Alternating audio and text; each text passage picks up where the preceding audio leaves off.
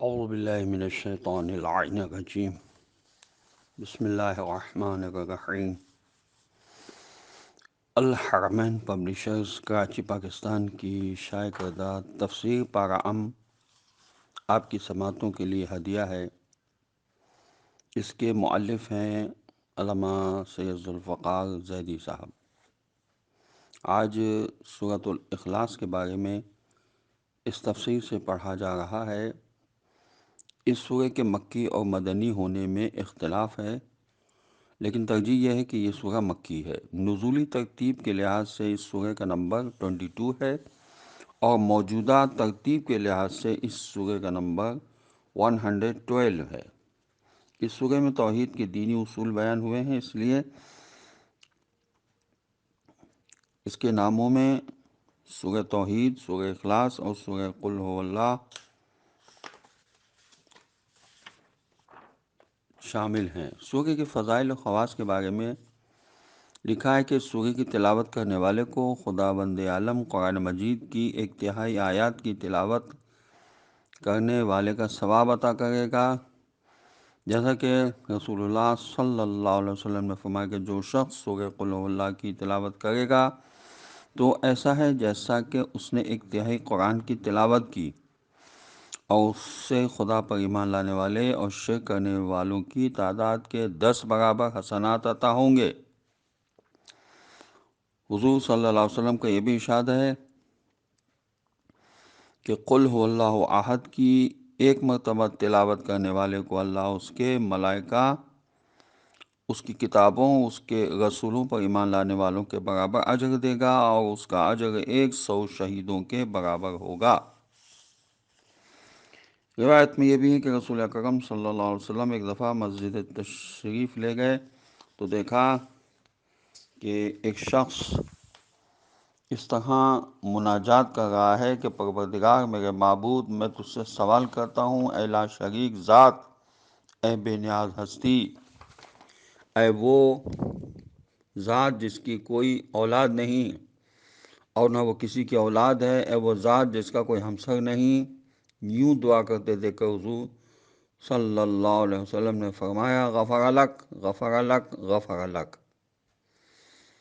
اسی طرح اس سورہ مبارکہ کی تلاوت کرنے سے انسان کو فقر و فاقہ اور تنگ دستی سے نجات ملتی ہے، اور اس کی پریشانیاں دور ہو جاتی ہیں۔ روایت میں کہ ایک شخص نے حضور اکرم صلی اللہ علیہ وسلم کی خدمت میں عرض کیا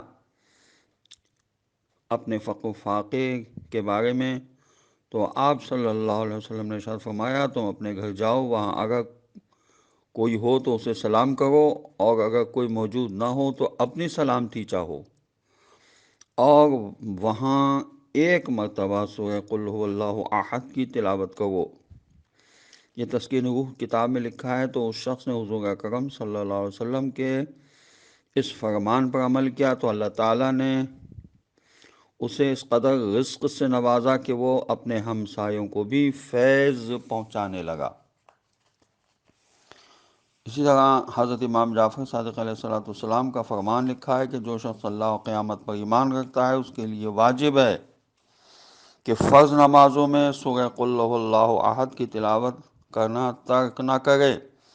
پس جو شخص اس کی تلاوت کرے گا تو خداوند عالم اس کے لیے دنیا و آخرت کی بھلائیاں جمع کرے گا، اس کے والدین اور اس کی اولاد کی مغفرت فرمائے گا۔ ثواب الاعمال میں لکھا ہے کہ کیا تجھے دنیا میں باقی رہنا پسند ہے؟ یہ حفص بن غیاث ہے ایک شخص، اور وہ کہتا ہے کہ میں نے حضرت امام جعفر صادق علیہ السلام کو کسی سے یہ پوچھتے ہوئے سنا، تو اس نے کہا جی ہاں۔ فرمایا کیوں؟ اس شخص نے جواب دیا اس لیے کہ سورہ اخلاص کی تلاوت کروں۔ آپ علیہ السلام خاموش ہوئے اور تھوڑی دیر کے بعد فرمایا اے حفص، اگر ہمارے دوستوں شیعوں میں سے کوئی مر جاتا ہے تو قبر میں اس کو قرآن کی تعلیم دی جاتی ہے تاکہ خدا اس کو بلند درجہ عطا کرے، کیونکہ بہشت کی درجات قرآنی آیات کی تعداد جتنے ہیں، وہاں قاری قرآن سے کہا جاتا ہے کہ قرآن کی تلاوت کرو اور اوپر کے درجات میں چڑھتے جاؤ۔ اس سورہ کے مختلف نام لکھے ہیں، تقریباً 21 نام۔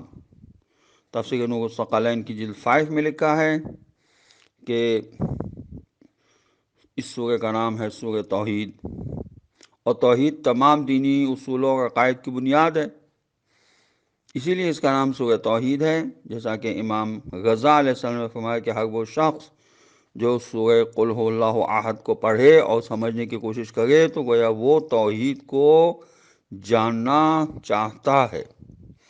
غرائب القرآن میں لکھا ہے اس سورہ کا نام اخلاص، خالص کے معنی صاف ستھرا اور منزہ و مبرہ ہوتا ہے، کیونکہ خداوند عالم کی ذات ہر عیب و نقص سے پاک و پاکیزہ ہے، اور وہ اس سورہ کی وجہ سے بہت سے شر اور برائیوں سے نجات دلاتا ہے۔ اسی وجہ سے اس سورہ کو سورہ اخلاص کہا گیا۔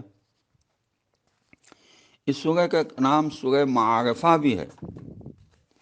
اس سورہ سے ہمیں یہ معرفت اور آگاہی حاصل ہوتی ہے کہ خدا کی پہچان کے سلسلے میں ہمارا کون سا عمل درست ہے اور کون سا عمل درست نہیں ہے۔ جیسا کہ جابر نے روایت کی ہے کہ ایک شخص نے اپنی نماز میں سورہ قل هو اللہ احد پڑھی تو حضور اکرم صلی اللہ علیہ وسلم نے فرمایا اس بندے نے اپنے پروردگار کی معرفت حاصل کی ہے۔ تسکین روح جو کتاب ہے بحوالہ معنی اخبار، اس میں لکھا ہے کہ اس سورہ کا ایک نام سورہ نسبت الرب بھی ہے۔ جیسا کہ روایت میں ہے کہ ہر چیز کی کوئی نہ کوئی نسبت ہوتی ہے، اور نسبت اللہ عز وجل قل هو اللہ احد، اللہ کی نسبت سورہ قل هو اللہ احد ہے۔ اسی تسکین روح کتاب میں لکھا ہے اس کا ایک نام سورہ تجرید بھی ہے، یعنی خداوند عالم کی ذات تنہا اور احد ہے، یعنی کوئی اور چیز اس کے ساتھ نہیں ہے۔ احد کے معنی ہی یہی ہے، ایسا تنہا اور اکیلا جس کے دو نہیں ہو سکتے۔ اس کا ایک نام سورہ معوذہ بھی ہے، یعنی شیطانی وسوسوں اور غلط کاریوں سے پناہ دینے والا سورہ، جو انسان کو ہوا و ہوس سے نجات دینے والا ہے۔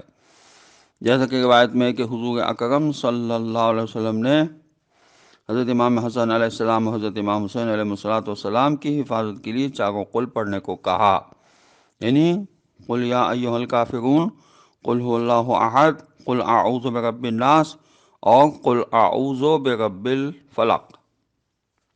اس کا ایک نام سورہ نجات بھی ہے۔ اس کی وجہ یہ ہے کہ یہ سورہ انسان کو کفر اور شرک سے نجات دیتا ہے اور دنیا و آخرت میں آگ سے محفوظ رکھتا ہے۔ یہ روح المعانی جو تفسیر ہے اس کی جلد 15 میں لکھا ہے۔ اور سورہ جمال بھی اس کا ایک نام ہے، جیسا کہ رسول اکرم صلی اللہ علیہ وسلم نے فرمایا ہے کہ اللہ جمیل و یحب الجمال، اللہ جمیل ہے اور جمال کو پسند کرتا ہے۔ تو صحابہ کرام نے پوچھا کہ اللہ کا جمال اور زیبائی کیا ہے؟ تو آپ صلی اللہ علیہ وسلم نے فرمایا احد صمد لم یلد ولم یولد، یعنی خدا کا جمال یہ ہے کہ وہ واحد لا شریک ہے، بے نیاز ہے، نہ وہ جنا گیا ہے اور نہ ہی اس نے کسی کو جنا ہے۔ اس کا ایک نام سورہ حشر بھی ہے، وہ اس لیے کہ جب کوئی شخص اس سورہ کی تلاوت کا شرف حاصل کرتا ہے تو اسے سننے کے لیے فرشتے اس کے پاس حاضر ہوتے ہیں۔ اس کا ایک نام سورہ مذکرہ بھی ہے، یہ اس لیے ہے کہ جب بھی کوئی سورہ کی تلاوت کرتا ہے تو اسے خدا کی یاد اور ذکر میں یہ سورہ مگن کرتا ہے۔ اس سورہ کا ایک نام سورہ نور بھی ہے، ہر چیز کا ایک نور ہے، اور قرآن کا نور سورہ قل هو اللہ احد ہے، یہ حضور کا ارشاد ہے۔ اس سورہ کا ایک نام سورہ ولایت بھی ہے، جو بھی شخص اس سورہ کی تلاوت کرے گا تو خدا کے اولیاء میں شمار ہوگا، یا اس سورہ کے مطابق معرفت حاصل کرے گا تو خدا اسے دوست رکھے گا۔ اس سورہ کا ایک نام سورہ ایمان بھی ہے، کسی شخص کا ایمان اس وقت تک کامل نہیں ہوتا جب تک وہ خود کو اس سورہ کے مطابق ڈھال نہ لے۔ اس سورہ کا ایک نام سورہ صمد بھی ہے، پورے قرآن مجید میں یہ لفظ صرف خدا کی ذات کے ساتھ مخصوص ہے، چونکہ اس سورہ میں استعمال ہوا ہے، اس لیے اسے سورہ صمد کے نام سے بھی تعبیر کیا گیا ہے۔ سورہ خزانہ بھی اس سورہ کو کہتے ہیں۔ حضرت ابن عباس کہتے ہیں کہ شب معراج خداوند عالم نے حضور اکرم صلی اللہ علیہ وسلم سے فرمایا کہ میں نے یہ سورہ آپ کو عطا کیا، عرش کے خزانے آپ کے سپرد کیے ہیں۔ اس سورہ کا ایک نام سورہ منفرد بھی ہے، معاف کیجیے گا، سورہ منفرہ بھی ہے۔ جب کوئی شخص سورہ کی تلاوت سنتا ہے تو اسے شیطان سے نفرت ہوتی ہے۔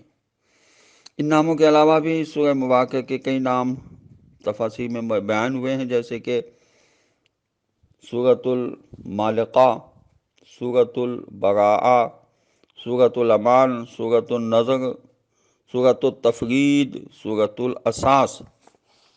اس سورہ کی شان نزول کے بارے میں لکھا ہے کہ تمام تفاسیر اور اہل سنت اور شیعہ میں تقریباً ایک ہی مضمون ملتا ہے کہ یہ سورہ مختلف گروہوں کی طرف سے اللہ تعالیٰ کے متعلق سوال کرنے کی وجہ سے نازل ہوا ہے۔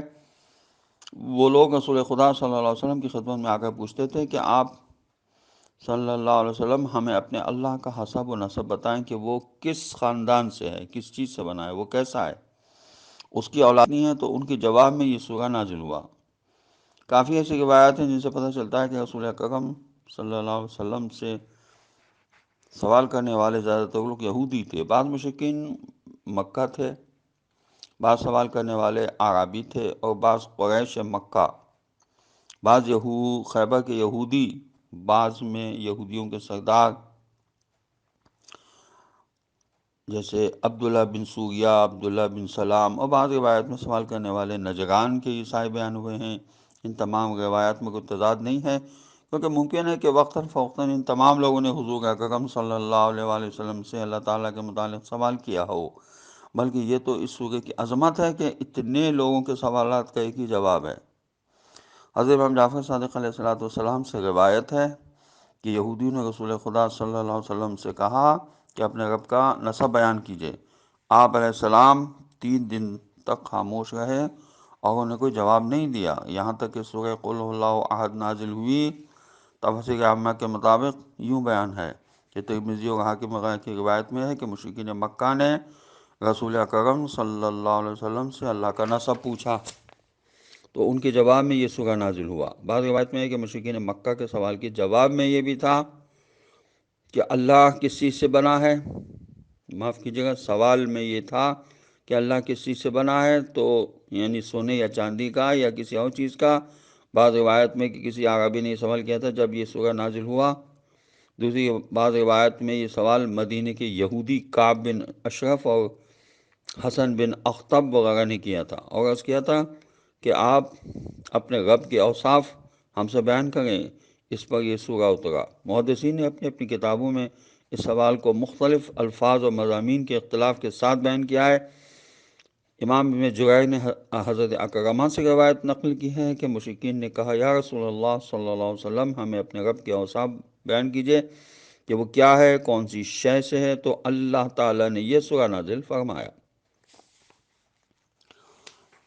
اس سورہ کے موضوعات اور ان کے خلاصے کے بارے میں لکھا ہے کہ اس سورہ میں صرف توحید کا ذکر ہے۔ مخالفین اسلام کو بھی اقرار کرنا پڑا کہ ایسی عمدہ توحید کسی آسمانی کتاب میں نہیں، جیسا کہ اس کے نام سے واضح ہے، یعنی اخلاص و توحید۔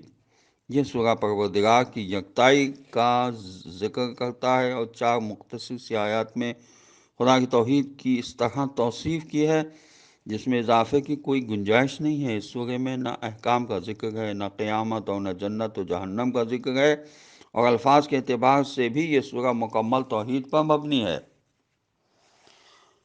اعوذ باللہ من الشیطان اللعین الرجیم، بسم اللہ الرحمن الرحیم، قل هو اللہ احد۔ تفسیر نمونہ کی جلد 15 میں لکھا ہے، ترجمہ کہہ دیجئے کہ وہ اللہ یکتا ہے۔ یہ اس سورہ کی پہلی آیت ہے۔ اور ان لوگوں کے سوال کے جواب میں ہے جو حضور اکرم صلی اللہ علیہ وسلم سے آپ صلی اللہ علیہ وسلم کے معبود کے اوصاف جاننا چاہتے تھے۔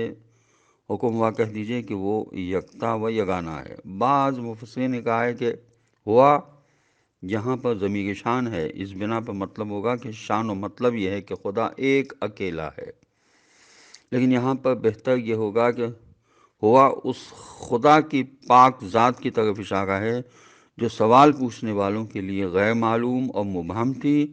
اس بنا پر ہوا مبتدا ہے اور اللہ اس کی خبر، اور احد خبر کے بعد کی خبر ہے۔ ایک اور حدیث میں حضرت امام محمد باقر علیہ السلام نے اس بات کا ذکر کرنے کے بعد فرمایا کہ کفار اور بت پرست اس میں اشارہ کے ساتھ اپنے بتوں کی طرف اشارہ کرتے تھے اور کہتے تھے کہ اے محمد صلی اللہ علیہ وسلم، یہ ہمارے خدا ہیں، تو آپ بھی اپنے خدا کی تعریف و توصیف بیان کیجئے کہ ہم اسے دیکھیں اور اس کا ادراک کریں۔ تو خدا نے یہ آیت نازل کی، قل هو اللہ احد۔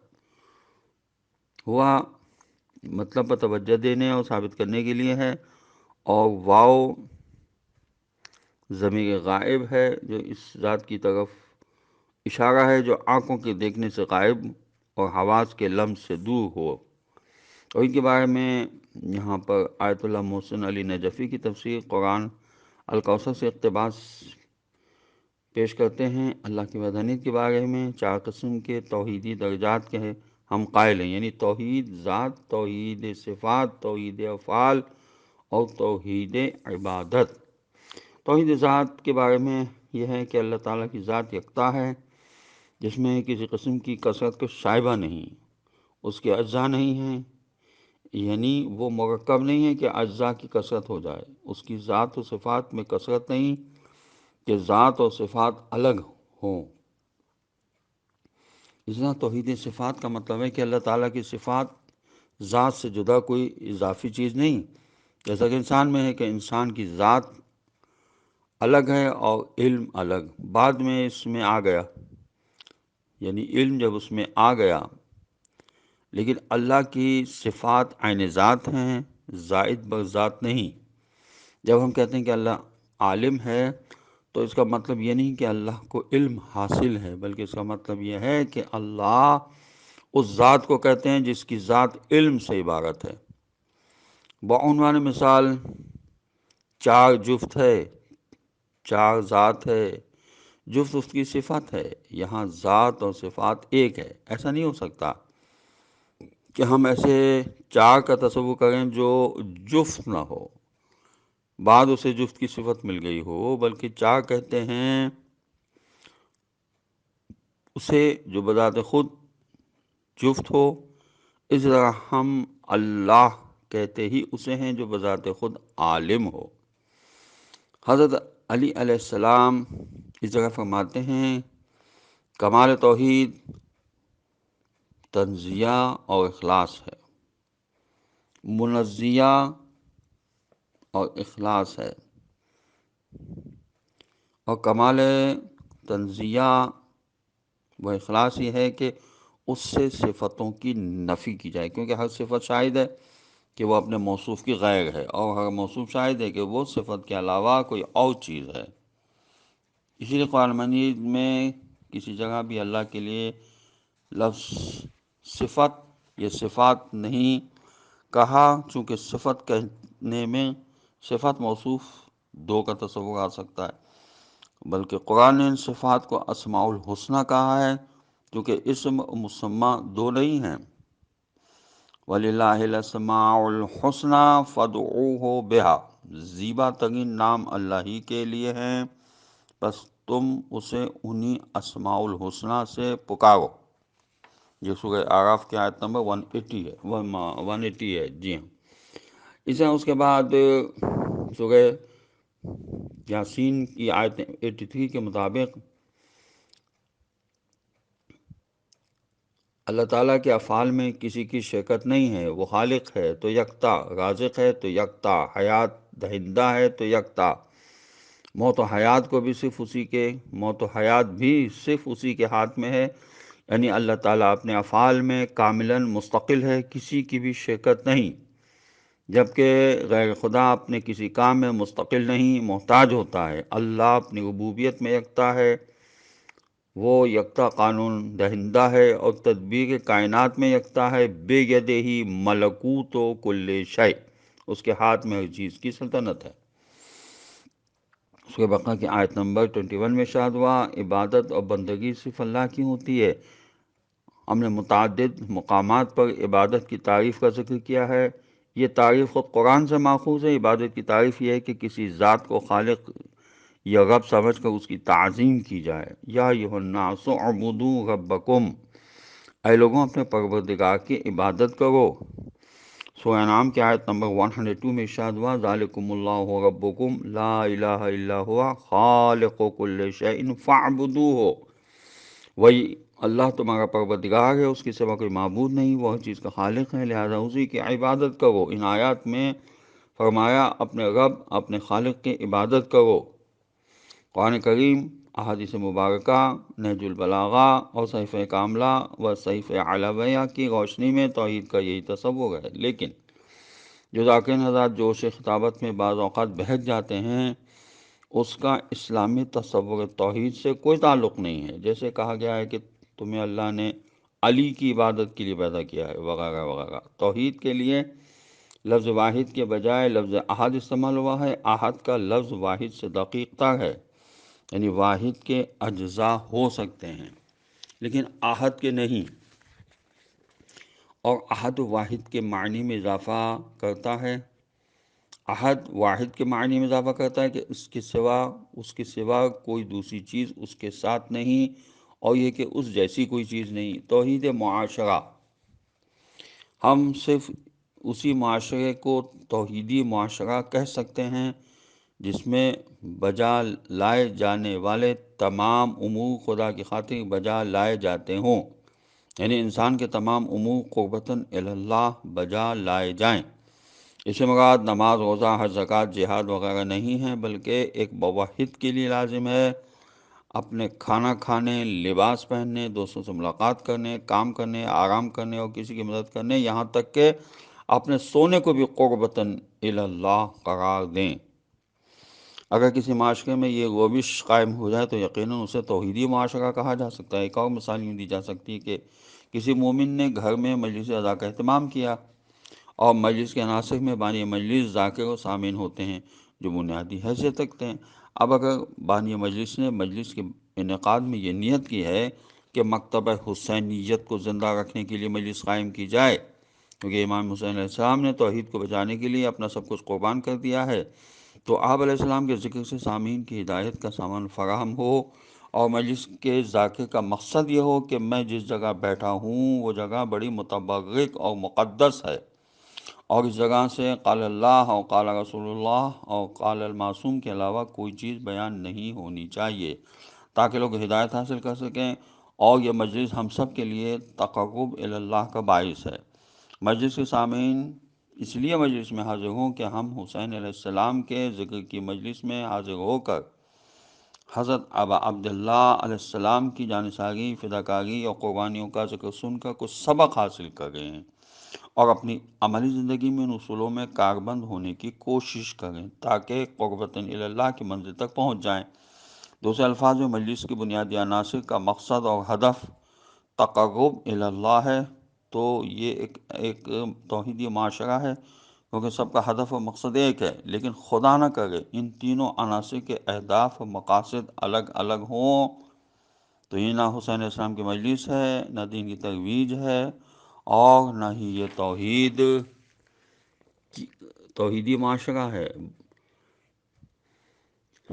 تو بانی اس لیے انعقاد کرے کہ بہت بڑی مجلس قرار پائے، اتنے اسپیکر لگائیں، اتنی دیغیں پکیں کہ لوگ یاد رکھیں۔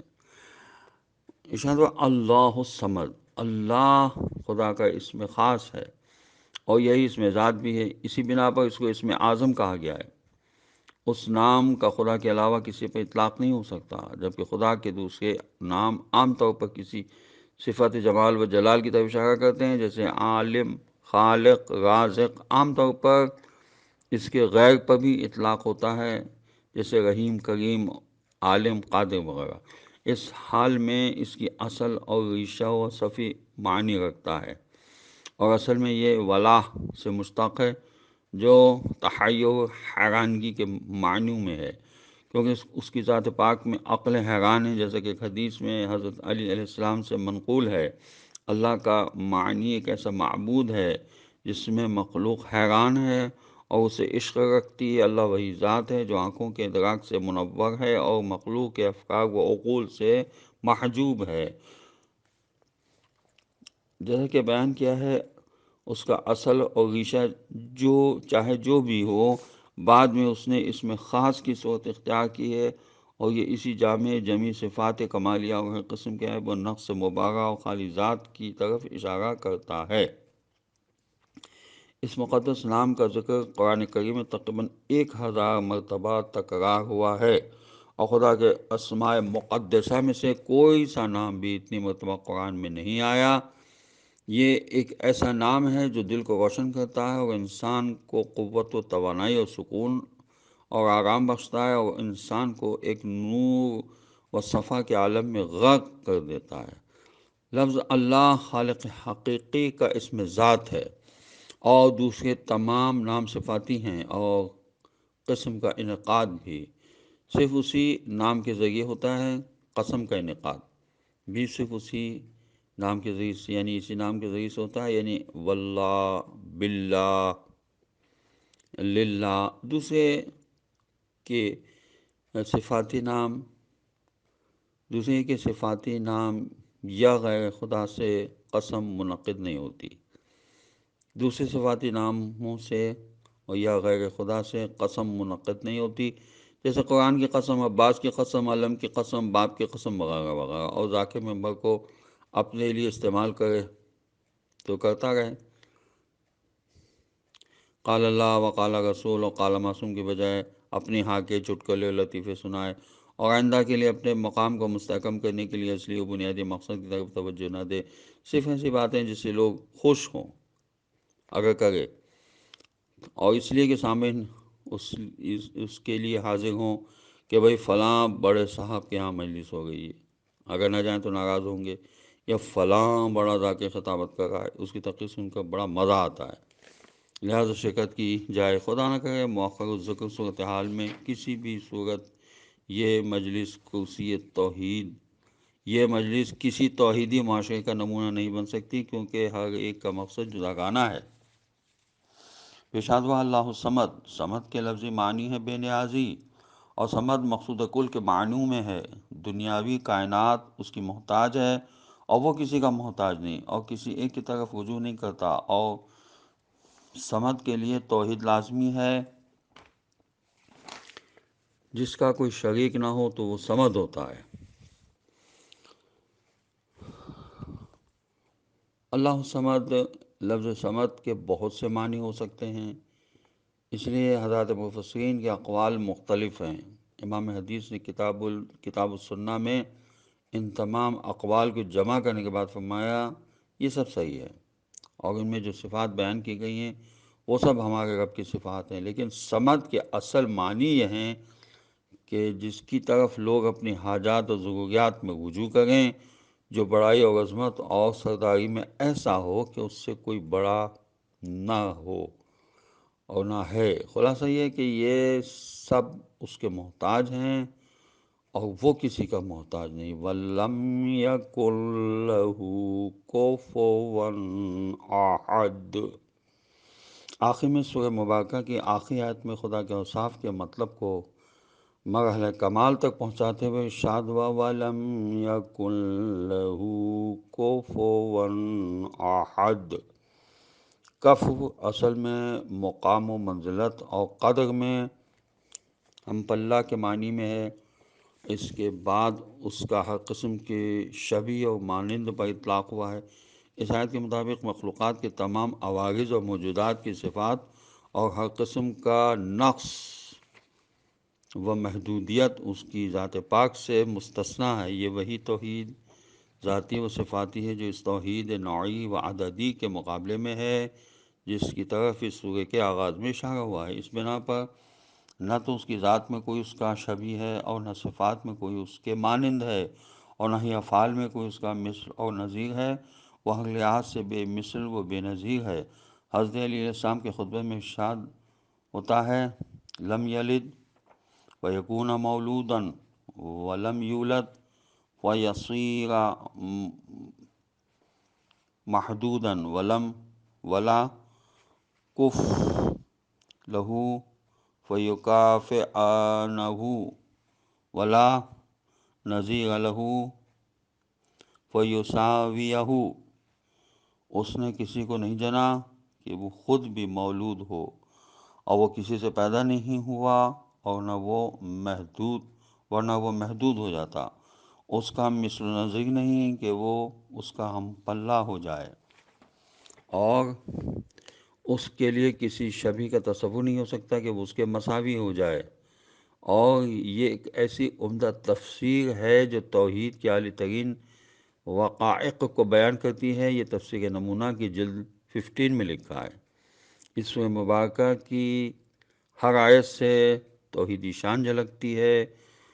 پورے سورہ میں توحید کے علاوہ کوئی دوسرا موضوع نہیں ہے، جبکہ دوسری تمام صورتوں میں مختلف موضوعات اور احکام بیان ہوئے ہیں۔ خداوند عالم کی بارگاہ میں التجا کرتا ہوں کہ پروردگار ہمیں توفیق عطا فرما کہ ہم قرآن کو پڑھیں، سمجھیں اور اس کے احکامات پر عمل کریں۔